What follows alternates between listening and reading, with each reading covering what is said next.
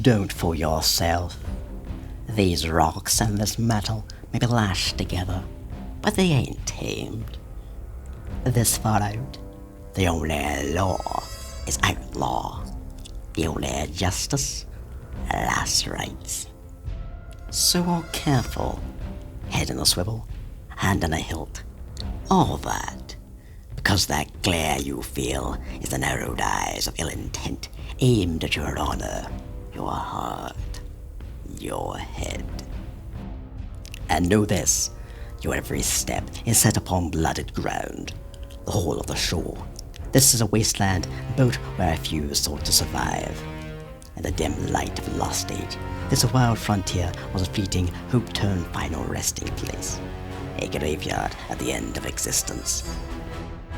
Some say you can still hear the screams, echoes of the lost and the damned ringing from just out of sight. Don't believe them. That's just the stretching and the bending of the supports. Old metal moaning in the celestial breeze. The grinding of scrap and stone calling out, giving warning. These tethered lands be not safe.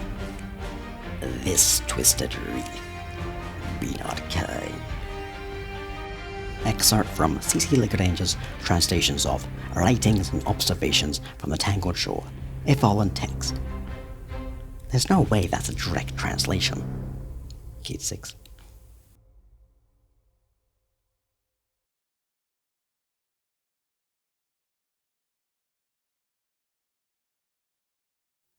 Every inch of ground beyond the city walls is dangerous, safety not guaranteed. And of all the inches across every world in this dead and dying system, none are harder than every single inch of the Tangled Shore. It is simply not untamed space. It's worse. It's outlaw territory, where the worst of a bad lot come to find their fortune, ply their trade, or run from their sins. No one who has ever walked the shore's broken stone has come back clean. Out here, you've got to break the rules just to get by. Oh, your moral compass? You better hope it's on the fritz, because doing the right thing will only get you killed. Unless you're strong enough to do it the wrong way. So walk tall, the locals can sense the meek. Stand firm, backing down will only see you trampled. And aim true, each miss could be your last. Otherwise, go home. The shore ain't no place for heroes, anyway.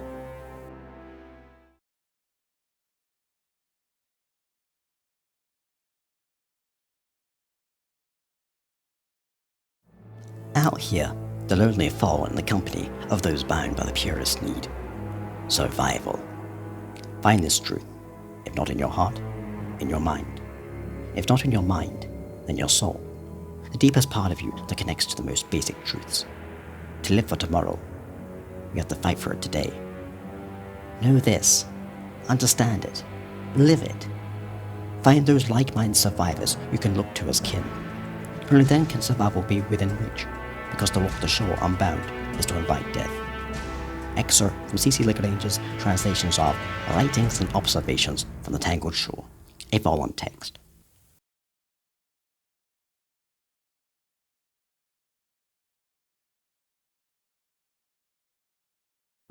I'll tell you of Eldred Rush. He didn't come this way looking for trouble. He ain't a fool neither. He knew trouble waited. He just didn't care. Couldn't, some would say. Eldred was a prospector of sorts, digging around these parts in search of memories he considered gold. Had a mission, personal and pure. Find the rock on which his people fell. Some tell it was the first guardian to walk this deep. It's not true, but fits his tale and makes for a better legend.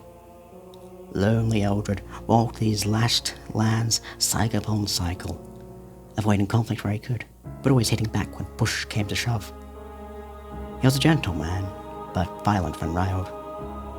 Eventually, he found the spot where ancient survivors of an ancient collapse huddled and died. There, at the sight of all he had lost, in an old life that was long since beyond his grasp, Eldred buried the dead he could not remember, but felt in his heart. Never saw Eldred again. No one did. Excerpt from C.C. Lagrange's translations of Writings and Observations from the Tangled Shore, a fallen text.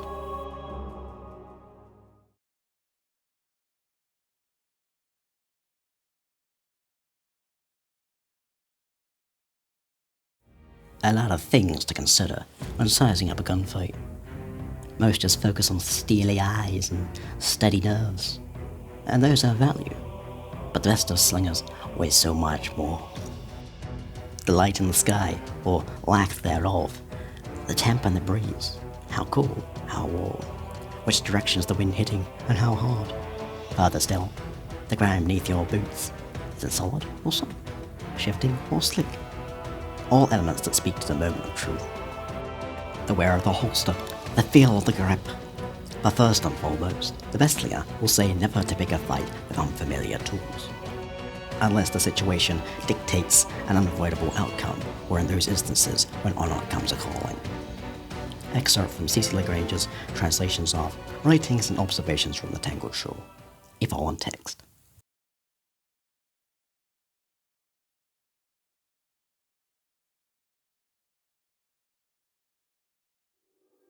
The ragged valley is long and harsh, and no valley at all, not by traditional definition. Its hollow length runs between a series of lashed asteroids on the shore's far western edge. They call it a valley to be poetic, but in truth, it is simply the chaotic space between massive rocks that scrape and smash into one another in a violent dance. The distances from mass to mass ebb and flow without warning, a constant deadly repositioning of the landscape. That ever-changing hollow is the valley. Only the mad and desperate would dare run its length. With one exception. Yarvix, the rider. The reason she made the run changes with the telling. You know she is neither mad nor desperate, what with her skills on a pike and killer determination. But the run itself, the legend is more inspiring as any Guardians. Save the fact that Yarvix is a wicked beast and better off dead. The story goes. She was running ether, or making off with lost Golden Age tech. Some say clever spray science, others tell it was drivers from forgotten Warmind. Or maybe she'd just dropped a Guardian and was running full throttle from a fire team set on revenge. A common theme this far out. Or was it pride? Did a captain or a Kel or an Archon challenge her ability to ride? Did Vic roll? After all, their relationship is complicated. None of that matters. Not to me. Each version of the start is as interesting as the next, but the ride itself, her ride through the gnashing jaws of death. Most Guardians who have heard it dismiss it. Don't want to give credit to one so infamous, the Scorned Baron with the blood on her hands, loot in tow and a burnous at the top speed. But she deserves it. Don't believe me? Ask Marcus Wren. He wasn't there that day, but he'd heard tell and couldn't believe, so he made the run himself. 4 goes, no dice, 1 resurrection. 4 sparrows are busted to rubble. Marcus Wren, the Sparrow Racing League champion and hero to speed junkies and racehounds citywide, couldn't sprint that valley. Too random, he said. Too chaotic. Can't read the rock 1 minute to next. Can't read the angles. But he tried again, and on the 5th go, he scraped through a narrow as a collision hit. He made it. The impossible was possible. They refused to admit Yarvix could have done the same. Not that it mattered. That Marcus Wren had come out alive proved it could be done, and if it could, why not Yarvix? Not that Yarvix ever cared for validation. Not yours, not Wren's, not any Guardian, not any Fallen's, not anyone's. She took pride in recognition from her brother and sister Barons, and no others.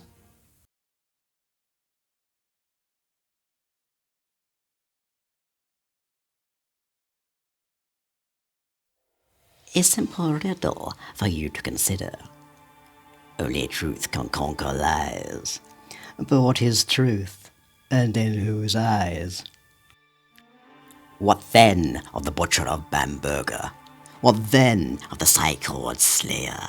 The terminus of the Grey Legion? The sliver of the Shadowed Vale? The bandage of Old Bassa? The dire siren of Balian's Reprieve? What then of so many who are one? A single scourge, responsible for many varied tragedies. The trickster, the liar, silver-tongued Eraskis, the wit. She who bartered with the spider and nearly cost him his life. She who swindled a dozen bounty hunters that she alone may profit. So many tales of Raski's sleight of hand and tongue and mind. The enemy who has won battles where no battle was fought. She who has killed more rivals than ever risen to her challenge. What is known and unknown, none can say, and the sly prankster would have it no other way. Of all the barons marked by scorn, it is Raski's to fear, for her greatest weapon is the dissolution of truth. She will give you certainty, only to reshuffle the deck. She will grant you your desire, only to reveal it is truly regret. If this realm can allow for gods, then she may be the first among devils, unnoble, unpure. Her tongue will cut you down long before your body falls. If you don't believe, if you find yourself questioning the depths of her deceit, ask yourself a simple question. Did you kill her? And if you did she die? If the answer is yes, her trap is set. If your answer is, it's okay, you don't have to say it. Maybe you'll survive out among these wild shores longer than most. Though, maybe not as long as you would like.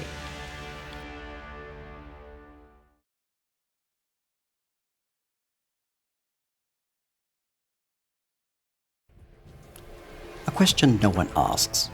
Was the bomber always mad? Or was he driven to it? Was the madness a gift? Or a curse? Did the struggle for survival outside the structure and ritual of the house system crack his mind? The things he's seen, done. The shore asks much of those who call it home. Most simply, find their end to the harsh will of these harsh lands, by the hands of the hardened agents who stalk its fractured expanse. Bandits, cutthroats, cannibals, awoken patrols, guardian heroes. There are a billion ways to die among the jagged wilds of the Tangled Shore. To challenge these odds is no small feat. To do so while maintaining self, rarer still. However, is it also possible the bomber was this all along? Mad, deranged, eager to inflict destruction, lustful for the chaos and death to follow? The seeding of the accretion fields, the bombing of the origin libraries. Cannix's handiwork has been linked to numerous tragedies, both as a rogue enemy of the reef and indeed with his scorned brothers and sisters, with whom he grew strong, with whom he found the purpose he once lacked. These points, an examination on the birth of madness, are areas to address a lingering concern. Seek the awoken libraries, speak to the cryptarchs with knowledge of the reef, the shore, scout the records of the bomber's deeds, feel the pain of those who suffered the fire of his devastation. Remember the fields. Weep at the unimaginable loss when the libraries fell. Allow yourself the comfort of knowing the sinister creature is now dead and gone by guardian hand. But linger on victory's pride for only a short while, because the truth I seek to tell has yet to be revealed, and is this. The mad bomber is dead. Cannix is no more.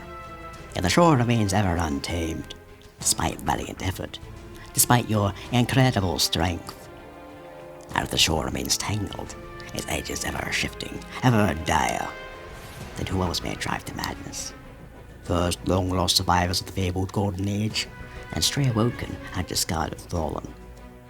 Maybe next, the warriors of the light, guardians. After all, more will surely come. And with more, however righteous you may be, the odds shift further in the shore's favor, and the favor of madness. And if not another, guardian, why not you?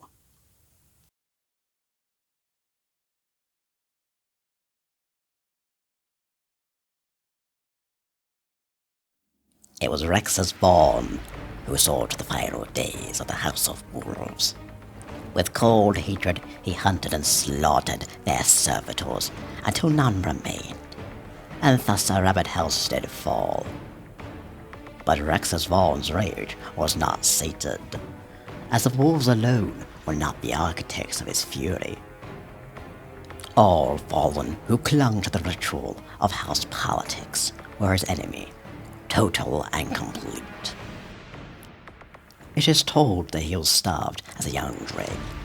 He watched in agony as others grew strong, while he and his closest brothers and sisters were kept low. They were unworthy, pathetic, unwanted. But Rexus was ever aware.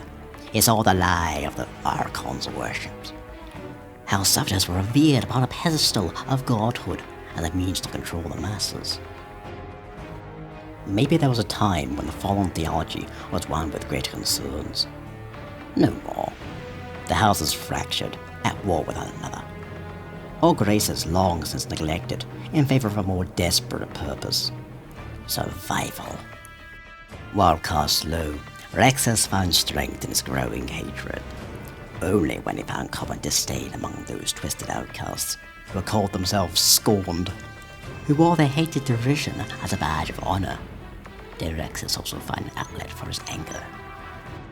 His new brothers and sisters saw great value in his unchecked aggression.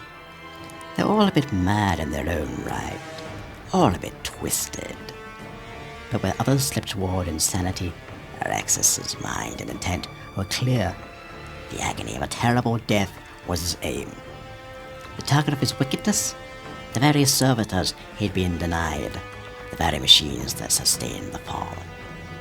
He would tear and slice and rend their metal until a hissing death rang across the shore, the reef, the entire system. He would make all who do not stand with the Scorned Barons feel the anguish he once felt, tenfold. And he would do so gleefully, watching the life drain from their eyes.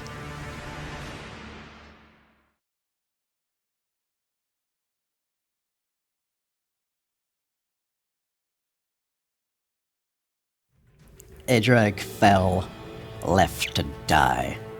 A forgotten pirate set on a path towards salvation. His crew had raided the moon looking for ether. They only found death. And then he was alone.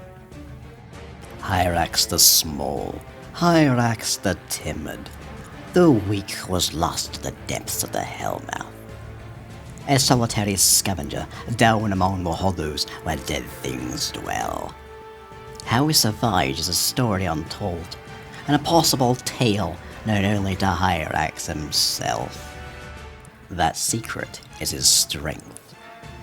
For poor, weak, pathetic Hyrax came out of that hell as something other. Still fallen, still alone, but changed by all he'd seen and learned. His mind opened, set adrift through the wonders of all the nightmares he had never imagined. Some say he spent his time hidden in the shadows of that cruel land, scouring the mysteries of the world's grave. Others suggested he peered into a hateful shrine and found truth in the unutterable horrors whispered from the abyss. Truth is, only Hyrax knows. Truth as simple as it is puzzling. Yes he did. Scour the grave, hear the whispers. Only then could all that followed transpire. For a lowly drake to rise from their docking to stand as a baron is rare enough. But that a fallen of any stature could crack the layers of understanding that barricade the known universe from the ascendant plane is more than improbable. It was impossible. Until it wasn't. For Hyrax succeeded where so few have. He crafted his own throne world and began a monstrous quest to expand his knowledge, etching its harshest truths upon his enemies, and his work has progressed unchecked. It is his name the children do not speak when sharing tales of the haunting of Nemesis. It is his blood that paladins and corsairs alike wish to spill for the slaughter at Gaspra. Hyrax the Twisted, Hyrax Ascendant, the mindbender whose tongue is a weapon, whose experiments seek to unravel sanity and reshape imagination that his subjects may become other, tools of his vile bidding. And so the warning spread. When the fallen who speaks in the language of the damned calls, do your best not to listen, for once his words take hold, your will shall fade, replaced by its antithesis, and then, like that poor, weak, fallen drake, You too will know darkness. You too will be alone.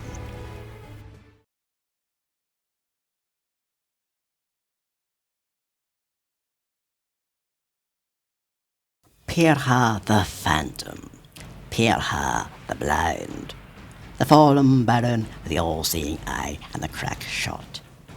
They welcome link him to the legend, the ghost of Paradise Cavern, believing it was Pirha and Pirha alone who haunted the winding depths, picking off intruders and holding off corsair raiding parties as his fellow barons planned their violent reign in a maze of caverns near the canyon's heart.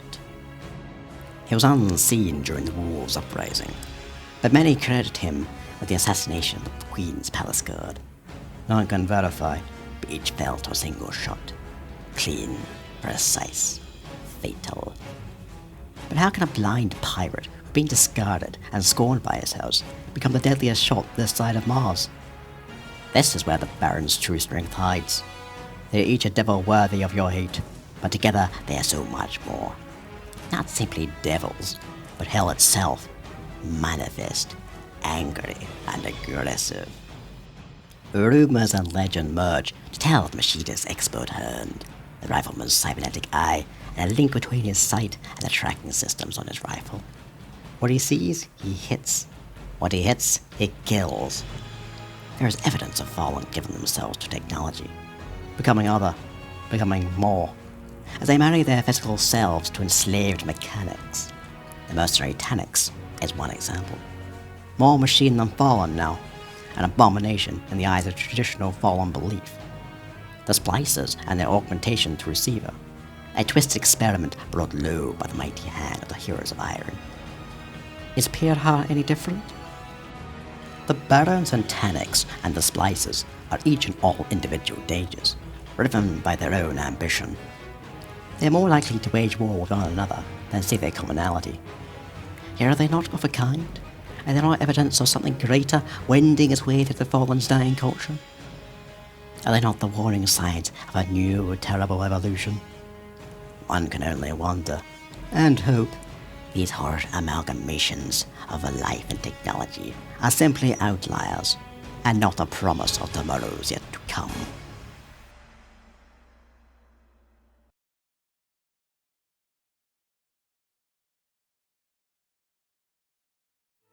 If you have not heard of the Machinist before, know that others have. While her crimes may not live in infamy in the hearts of city dwellers, the reef and its awoken knew all too well her long reign of terror. Ilicris the Bandit, they call her. Ilicris the Scourge. The Scorned Machinist, Tinker Lord of a houseless crew. But should those names be new to your ears, there are others you trust who felt the pain of a vile campaign. Ask Uruk of the Machinist's deeds. Ask him about the siege of Iran, the hijacked ship that stolen contents and its guardian protectors lost or captured at the hands of the Scorned. Speak to your vanguard of the Solace Descent. More guardians fell, and an armory stripped of its cash. The lowly Dreg who challenged tradition, only to be cast aside. The lowly Dreg who found her strength in a troubling bond with forsaken kin. She grew strong as an outcast, grew mean.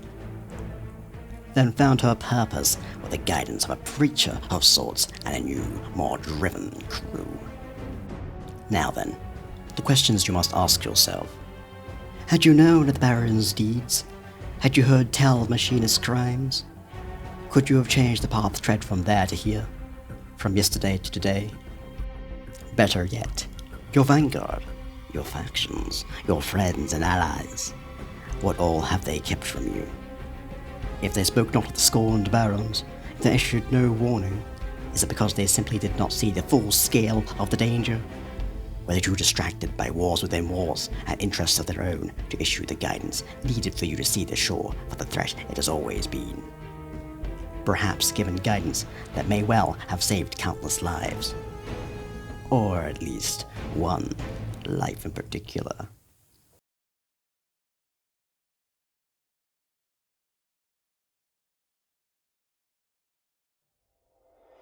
Vickrol was an Archon.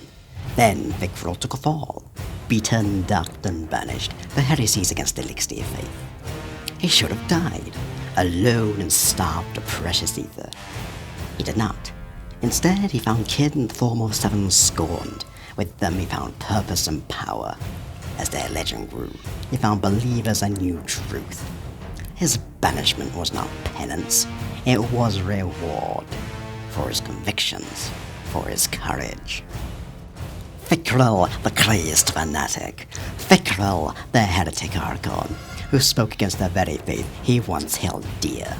Scorned and forgotten, but only for so long. Vickrol was a dread. Before his banishment, for his clarity of purpose, Vickrol was a celebrated leader of fallen faith and a savior to those who embraced his teaching. Archons had long been elevated in fallen society, but their stature grew and their role shifted following the whirlwind. As desperation took hold, the last of the fallen raced across the stars in search of salvation. Their dependence on machines evolved into a deep-rooted need. Their weapons to fight, their ships to fly, their servitors to survive. That need became worship. That worship became faith. And the Archons, those who oversaw the care and consecration of the servitors, looked upon to provide hope through their words, teaching and interpretations of the machine's wants, needs, desires. But Vickrol saw another path, one that would later be mimicked and twisted by the techno-deviant splicers in the plague lands of Earth, while he and his explored their own darker interpretations of faith. Vickrol is a fanatic, scorned and abandoned. Vickrol is all who strive to regain strength of self and purpose. He is a survivor. He is the outcast priest of the broken plains, and his sermon is death and all the glory that follows. In Vickrol's eyes, and those of the outcasts who rallied to his philosophies, machines were not superior. They were not gods. They were tools, instruments to be mastered and controlled and manipulated in service of Elixir pride. None should grovel for ether. None should have their honor bound to the whims of manufactured deities. But the evolution of Vickrol's faith did not end there. If the machines, the very things that regulated the whole of their existence, were tools, why not life itself? Why not death? There are many tales of the time between Vickrol's fall and his rise again as spiritual leader of the Scorned Barons. His struggle to find strength as a battered dreg, his journeys across the system to challenge his faith, his joining with the other outcasts who were scorned, and his eventual union with his father. The only thing that matters, however, when confronting the dangers of Vickrol, is this. He is a creature of faith. His faith is the antithesis of all who stand in the light. That faith has raised an army. That army will baptize all who challenge his purpose in an unending sea of death. They will never stop. They will never give in, because they know they are right, and everything you stand for is wrong.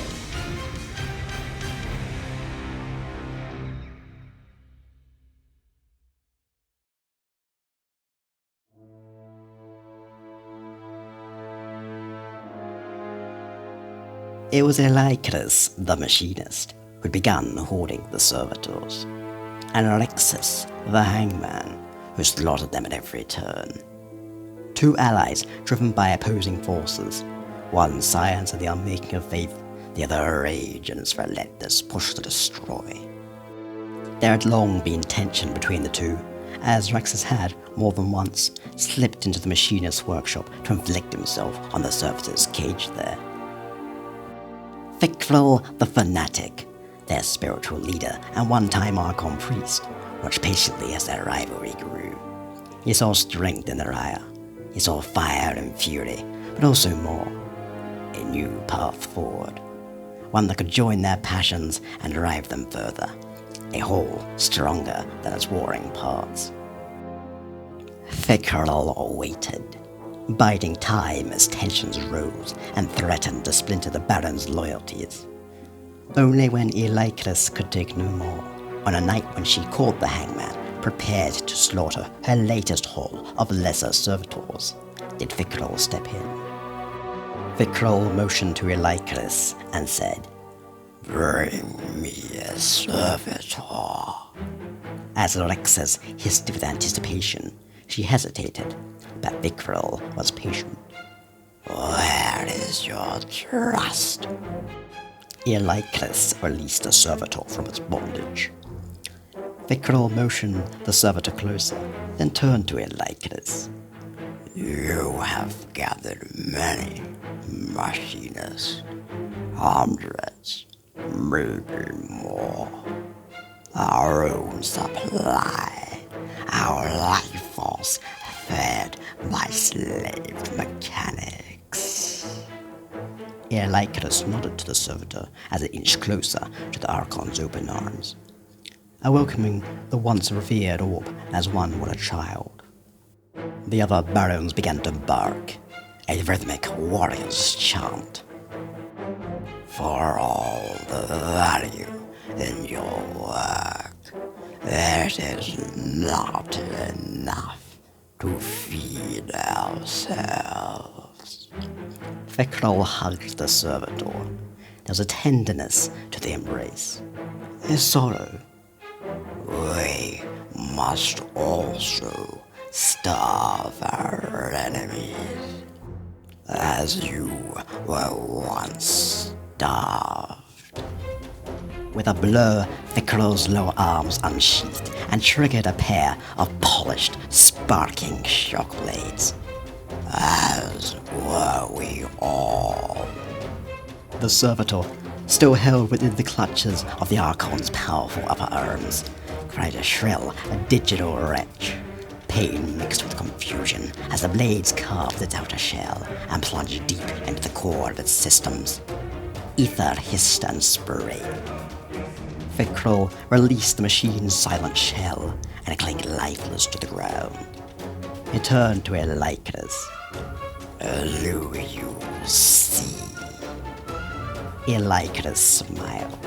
She was ever the brightest among them, though her focus clues clarity when she became frenzied. The Barons had long been trouble for the Awoken and fallen off the reef, but that trouble had been limited to hit-and-run tactics. What Vickrol had just presented was a new way.